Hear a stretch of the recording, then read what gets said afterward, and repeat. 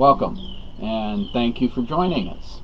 As you can see, we've got both me and Miss Shaw. And for some reason, Miss Shaw is out of focus. That's just me.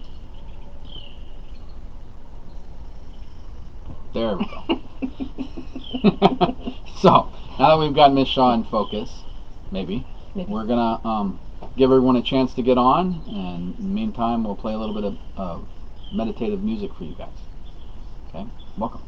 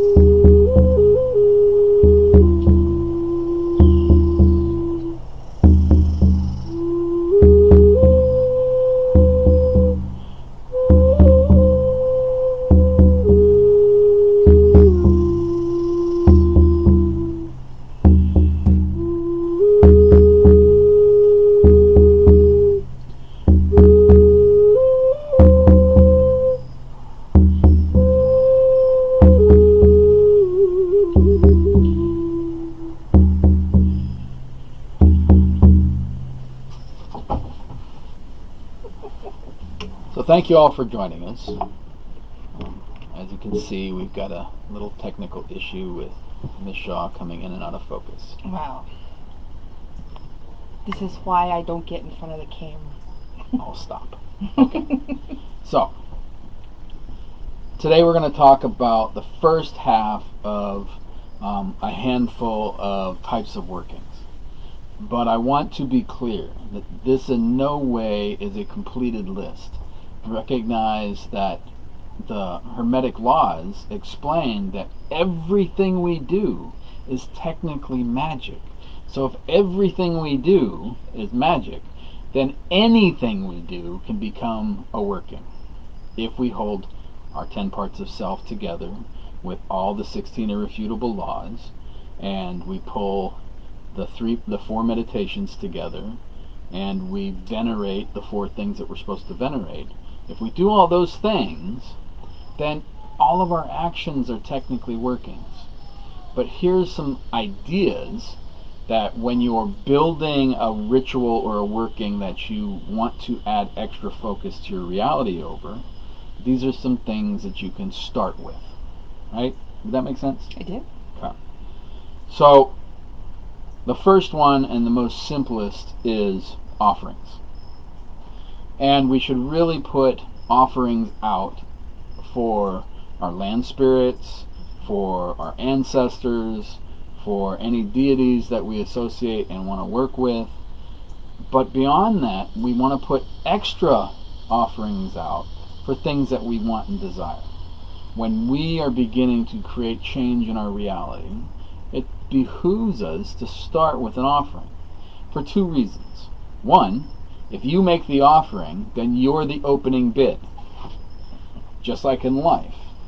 If I offer Miss Shaw, I'll clean the bathroom today if you make dinner.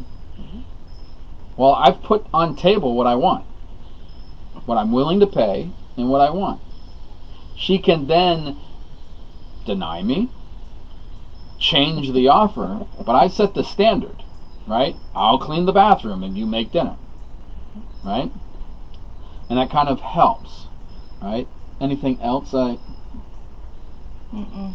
Okay, I think so those are good. what we will do is, because this is just an introduction to, we will go on over the next several weeks, and we're going to cover each of these for 30 minutes by themselves.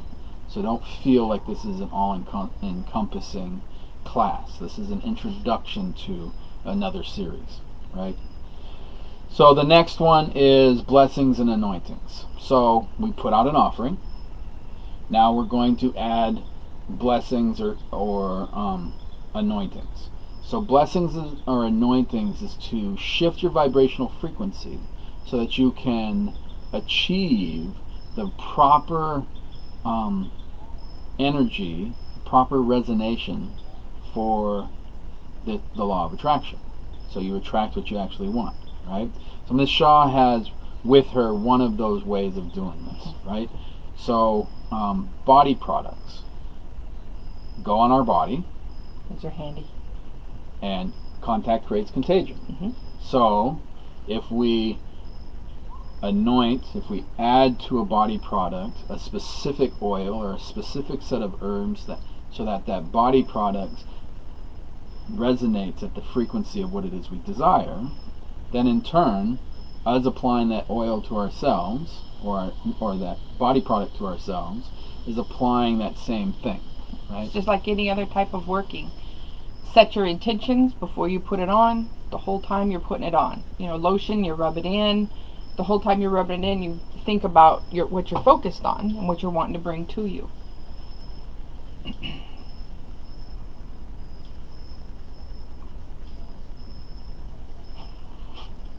So Barbara, you owe me. I told you I'd try to get her on.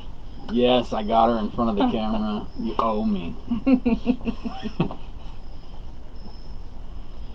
So Alyssa asks, does incense and candles specifically chosen for your veneration differ for each count as offerings? So they can. The problem is candle work is different. Candle work is separate. So just because you're lighting a candle, it's not really an offering under the category of offerings. But if you go out and you make or you buy something really special just for them, then in that sense it would count as an offering. But if you're actually using the candle to do a working per se, to me that wouldn't be an offering. Does it make sense? Yeah, it makes sense. So, and we'll get into much more depth in the future class over offerings. Same with blessings and anointings. So now we start actually developing workings. And workings, by definition, the very word tells you that there's work involved, that you're going to have to do some of this and to make some of this happen. So the very next part is petition work. So petition work is putting your thoughts together and writing them down in such a way that you build a clear, concise, and relatively precise message. Now, the precision is important because you don't want to be so precise that if they can give you something close, they think you'll deny it. At the same time, you don't want to be so vague that they don't know what you want. Recognize that until you really get good at working in your vague, you and spirit aren't speaking the same language. So this is equivalent to you being a baby on the kitchen floor wanting a cookie, which is in a cookie jar above the refrigerator. And your mother, first-time mother, has no clue what to do with you, and you're asking for a cookie. Well, what we know about infants is they don't speak with our language. They know what they want, but we have no idea what they want. So you as the baby are sitting on the floor, pointing kind of at the refrigerator, really above it, and you're screaming for a cookie, right? Now, if you ask for a chocolate chip cookie, and she only has snickerdoodles in that cookie jar, then you're not going to get a chocolate chip cookie. And because she's a first-time mother, she might not give you a snickerdoodle. Right? So it's important that we put our train of thought in order, right? So one of the things that's going on right now is we've got family in the South who are about to experience, they just experienced, what was it, a Cat 3? Cat 4? It was almost Cat 5 when it was a high-level Cat 4 hurricane, and they just got power back on yesterday. And now there's a tropical storm just off their coast that's about to hit them again, right? So we want to put together a good petition to protect them, right? So first we have to be clear about what we want. We want to protect them from undue harm and risk, right? So that's kind of narrowing it down and it's being precise without being too precise, but it's also a little vague. So while we were talking about this, Ms. Shaw took the idea and she came up with mine's still vague. a petition. So let's hear her petition. Well, I started out with one that, and I always start my petitions. I don't do a lot of petitions anymore. My petitions, when I do work for self, which is rare, except in cases like this, or when I'm doing work for a client that didn't provide me with a petition, I try to get the basic understanding of what it is that they want. I do most of this in my head as opposed to writing it out. So, like I said, I usually start with being thankful to Spirit as if something has already happened. What it is that I'm seeking has already occurred. So for something like this, I started out with thank you, Spirit, for seeing our friends and family through all the storms. I can't be super specific and say the next storm because they could get a little rain shower tonight and it completely missed the mark of the tropical storm that's probably not going to hit until Tuesday or Wednesday. Right. So I could make it a little more clear and say thank you, Spirit, for protecting our South Louisiana friends and family through Tropical Storm Beta. I think they've named it. So but that gives me some wiggle room to narrow it down before I actually speak it, write it, put it out on the petition to Spirit. I know you do yours a little different. Right, but you actually met all the criteria of mine. Okay. So, as a Capricorn and a driven individual, my social styles is 100% right corner driven. One of the things that I look at and I try to teach my students to do is get it under 12 words. Take away the thank you, Spirit, and get the rest under 12 words. So you don't count the thank you, Spirit. Right, don't count the thank you, Spirit. Okay. And the reason for this is if it takes you more than 12 words, then it's no longer a sentence. And really, a petition should be a single sentence or maybe two. Y'all, I get petitions from clients that are like a page of paper typed. How can you be specific, yet vague enough to get close when you're writing an essay? It's almost impossible. You can't. So try to get 12 words or less and try to keep it down to one sentence, maybe two. I usually say 1 to 2 sentences, Right. and I don't mean run-on sentences. No. Like Also, single purpose. Because we're doing all this pre-venerating, one of the things that I see in high magic, and we don't do it in low magic. Now, the difference between high magic and low magic is the style of ritual and the materials. So we're talking swamp conjure here, which is the lowest of low magics. Okay? Low land, low society, Necessity. pure raw necessity, where high magic is all fluff and pomp. It's right? the rituals and it's the So crazy in with high it. magic, all of the petitions open with, "Oh, great, most powerful so-and-so. Please, Not all of them, but a lot. please hear me in my desires." Right? Well, you've already added 2 sentences. So, you don't need to, because we're venerating in low magic and swamp conjure, we're venerating all the things that we're calling upon anyways on a regular daily basis, there's no reason to open with, oh, great, powerful ancestors. They know that you think they're great and powerful because this morning you had coffee with them and told them. My petitions once upon a time used to start with, if anybody's listening and y'all want to participate, come on. Sure. And that's how they started, seriously. So at an entry level, your petition work needs to be short and sweet. The power of petitions is now you can add it to a sigil or a secret language. You can use it as a mantra, chant it while you're going to work because you got to deal with that crazy lady at work that you can't stand, right? The mosquitoes are bad.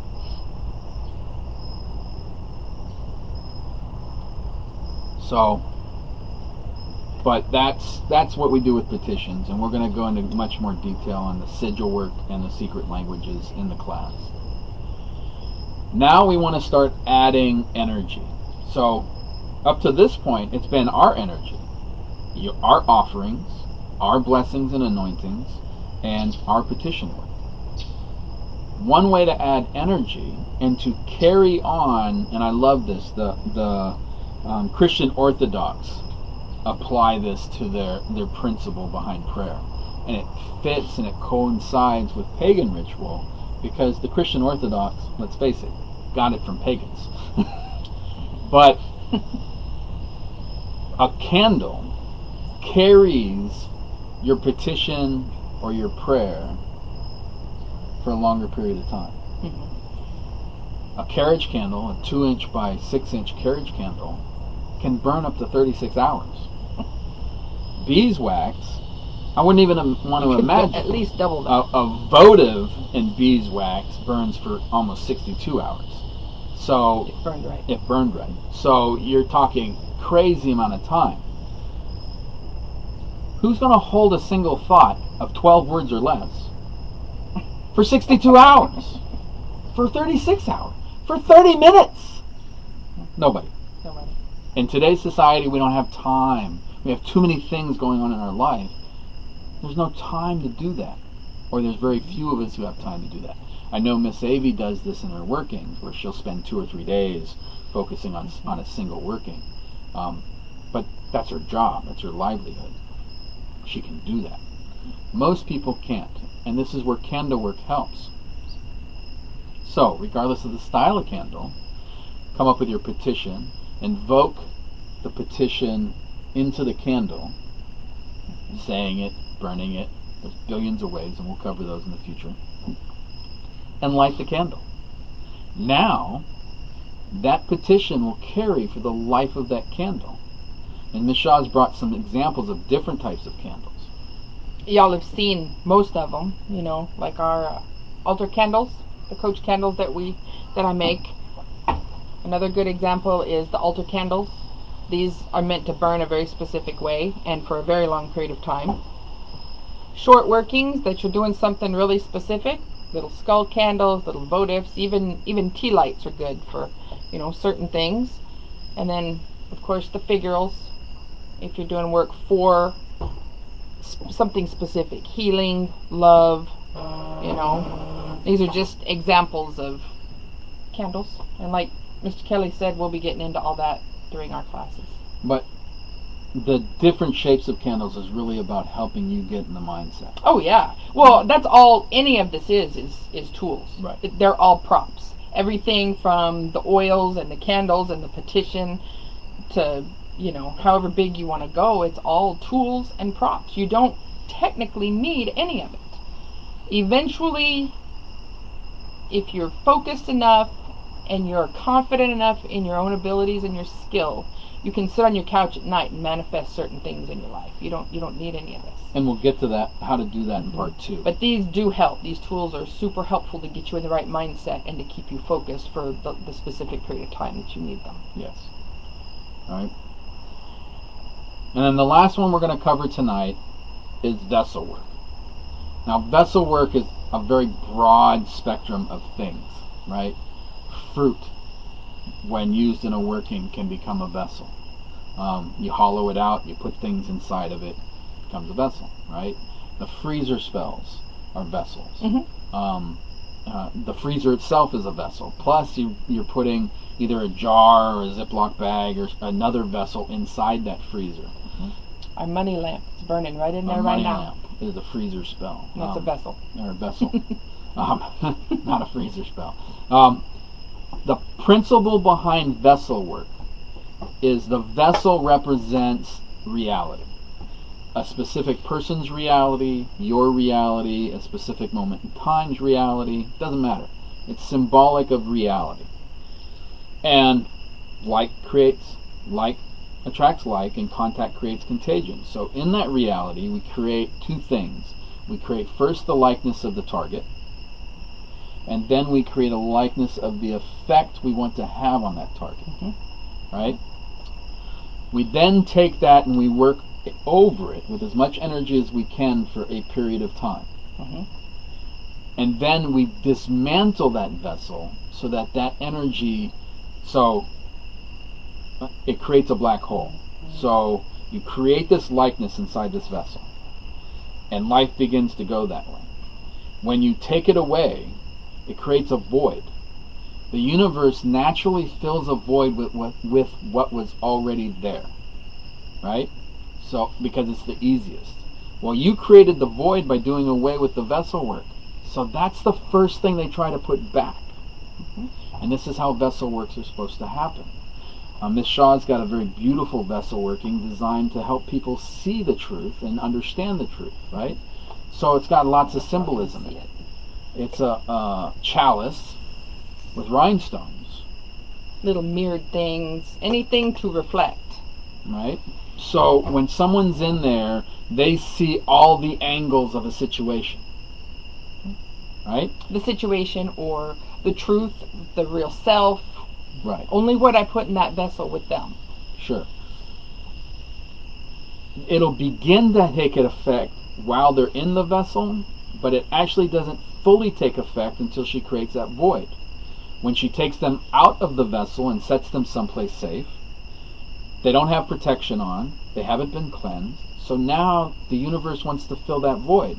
And the easiest way to fill that void is to continue with what they were doing. This is why vessel working seemed to not work for people. It's because they work on them and then they put them in the back of their closet. They hold on to them forever. Or they put them underneath their sink. Oh, I had a sour jar and I worked it for a week and then it's under my sink. Well, how long has it been there? I don't know, a year and a half. What? Or they bury them. Yeah, the whole burying the jars. Right? So they never take it apart. They never create that void.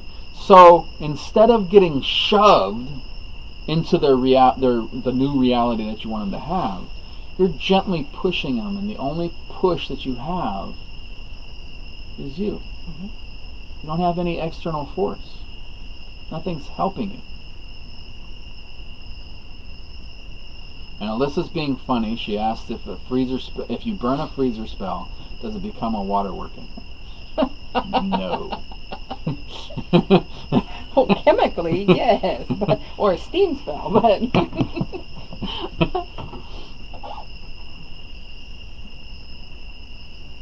So. Yeah, I agree, Barbara. No freezers. No freezers. Freezers. For one thing, we're practicing Swamp Conjure is an ancestral path. Freezers really weren't a thing until 100, 150 years ago. And then they didn't work worth a shit. It's not until modern age that freezers are actually functioning and don't become water workings. Okay? I've actually seen that happen, though. Some people swear by freezer spells. And if they have good luck with them, great. I've tried them off and on over the years, and it finally dawned on me, a freezer freezes something in the state it's in right now. So if you're trying to change something in your life or a relationship and you freeze it, it's not going to change for the better or worse. Right. The vibrational frequency of the freezer and like attracts. I've also seen people that swear by freezer spells. They've had some crazy bitch that they wanted out of their life in their freezer for 4 years.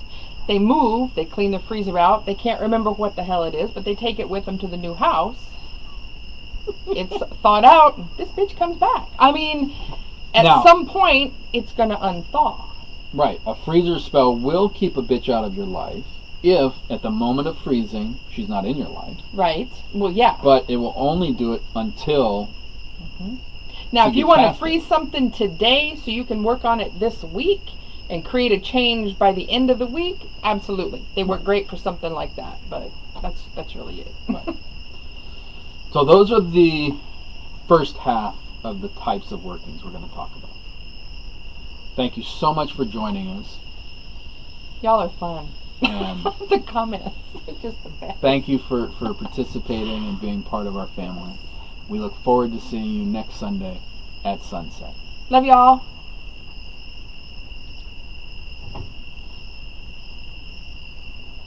It takes a minute.